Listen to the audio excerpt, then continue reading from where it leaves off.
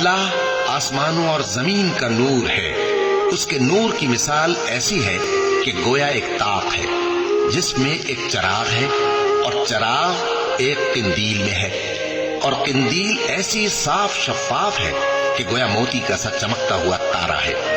اس میں ایک مبارک درخت کا تیل جلایا جاتا ہے، یعنی زیتون کا، کہ نہ مشرق کی طرف ہے نہ مغرب کی طرف۔ ایسا معلوم ہوتا ہے کہ اس کا تیل خواہ آگ اسے نہ بھی چھوئے جلنے کو تیار ہے۔ بڑی روشنی پر روشنی ہو رہی ہے۔